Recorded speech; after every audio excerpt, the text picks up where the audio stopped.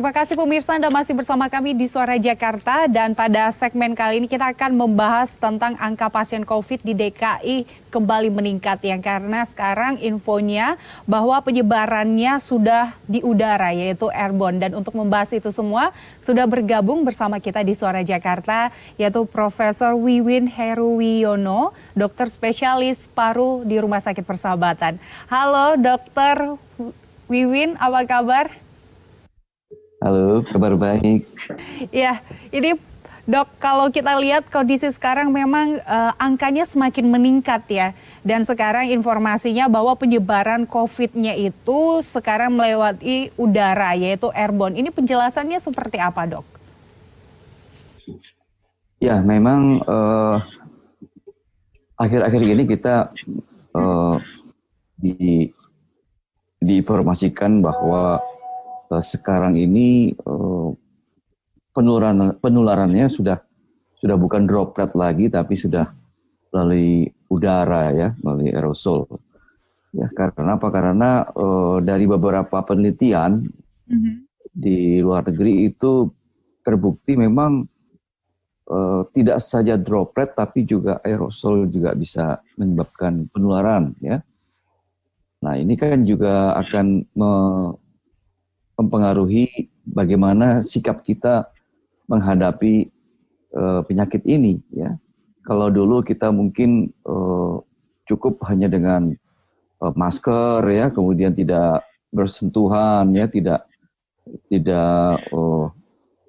berkumpul ya, jaga jarak, sering cuci tangan ya. Tapi sekarang walaupun kita lakukan itu, bisa saja kita tertular karena kita berada di tempat yang di situ masih ada virusnya, ya.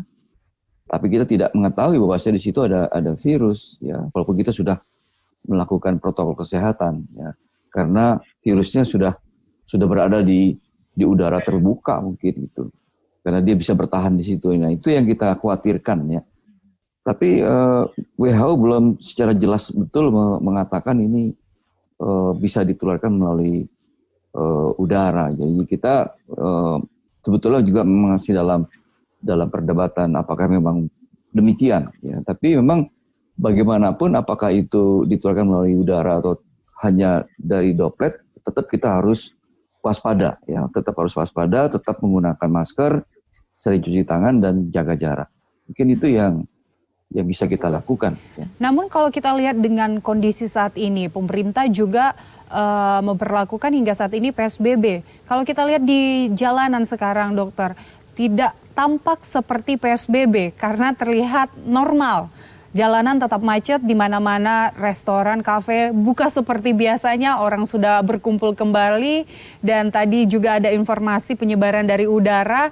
Kalau kita lihat sebenarnya sejumlah tips yang diinformasikan menggunakan masker, face shield, itu tampaknya apakah ini bisa dikatakan hanya sia-sia seperti itu, dokter?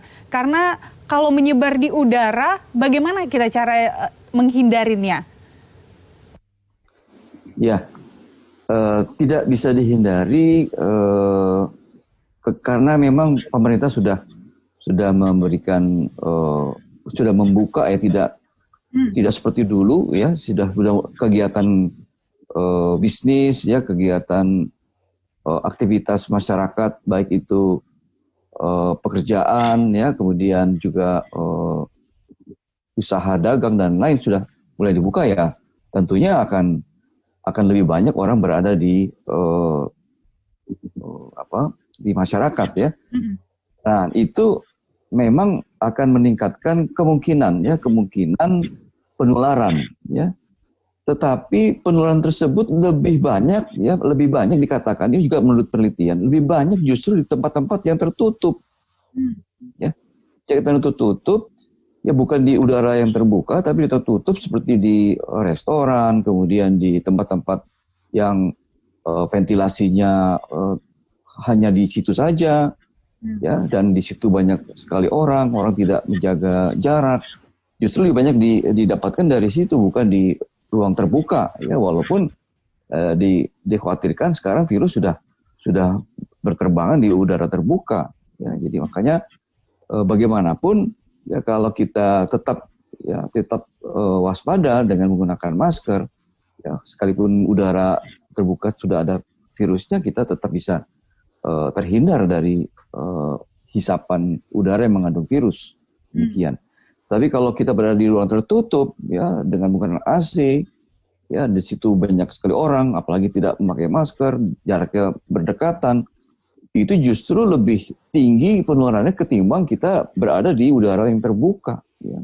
Demikian. Jadi kita juga tidak perlu takut sekali ya dengan informasi bahwasanya sekarang penularan tidak hanya droplet tapi juga melalui udara terbuka, ya karena penularan melalui udara terbuka akan lebih kecil ketimbang ya, kemungkinannya ketimbang kita berada di ruangan yang tertutup. Kalau kita berbicara tentang ruangan yang tertutup, dokter, perkantoran, kita sebut perkantoran saat ini ya. Masyarakatnya, maksudnya pekerja datang saat ini sudah diminta untuk 50% ke kantor.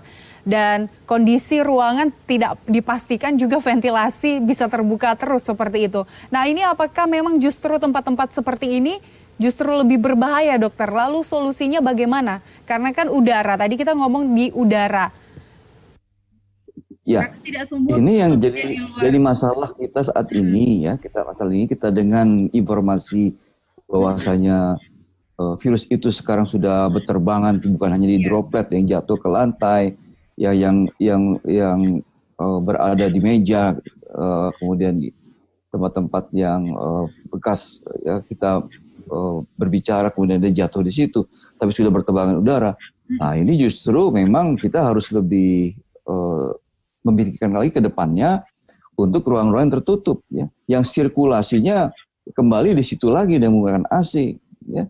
Makanya nanti desain untuk ruang-ruang tertutup tadi, perkantoran dan juga mungkin tempat usaha yang tertutup ya seperti salon atau restoran, itu memang juga harus didesain bagaimana supaya udara itu tidak di situ saja ya. Dan sementara ini memang jumlah pekerja tidak diperkenankan untuk seluruhnya datang ya. Dan sebagian 50% dan kemudian juga tidak terlalu lama di kantor ya, jadi tidak ada lembur dan lain-lain. Karena semakin lama kita berada di berbahaya, Dok. Ya. Apakah sebenarnya penggunaan AC sebenarnya cukup berbahaya kalau dengan melihat kondisi saat ini? Ya AC itu kan ruangnya tertutup. Ya, kalau kita menggunakan AC kan harus tertutup ruangannya.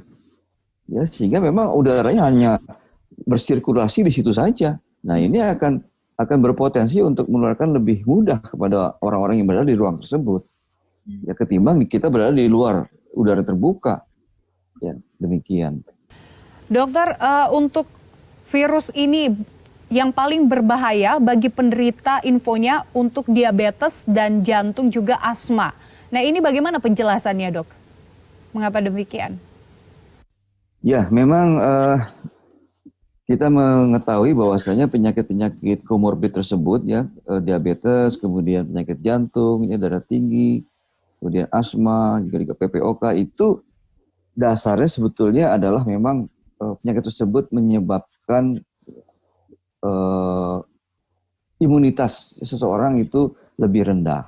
Ya, jadi orang diabetes itu memang imunitasnya lebih rendah dibanding orang yang tidak diabetes. Ya, sehingga virus akan mudah ya menulari orang-orang tersebut karena memang daya tahan tubuhnya tidak baik. Ya. Kemudian dari beberapa pengamatan pasien-pasien yang dirawat yang berat, ya itu memang latar belakangnya memang memiliki diabetes. Lebih banyak yang berat itu yang dirawat dan berat itu kondisinya ya, setelah dilihat mereka kebanyakan ya memiliki komorbid atau penyakit bawaannya yaitu diabetes ya, kemudian darah tinggi ya, dan juga sebagian asma ya, karena ini penyakit-penyakit yang memang rentan sekali untuk tertular virus ya, karena daya tahan tubuhnya rendah. Di samping juga umur ya, umur juga akan juga menurunkan daya tahan tubuh. Jadi kalau kita lihat di rumah sakit pasien-pasien itu ya memang lebih banyak pasien yang berumur lanjut dengan penyakit yang sudah ada ya, diabetes ya, kemudian hipertensi ya, stroke, ya, penyakit jantung dan lain. Ya. Demikian. Pemerintah beberapa waktu lalu memperbolehkan kalau ini terkait dengan umur, yang mengatakan bahwa boleh untuk masuk ke pekerjaan kembali. Karena kan sebelumnya pada saat masa social distancing yang umur 50 ke atas diminta untuk kebanyakan WFH. Seperti itu dokter. Nah, apakah memang faktor ini menjadi salah satu pemicu akhirnya jumlah pengidap positif COVID itu semakin meningkat saat ini? Tapi dokter, nanti akan kita bahas usai jeda berikut sebentar ya dokter. Akan kami lanjutkan usai jeda berikut, tetaplah bersama kami.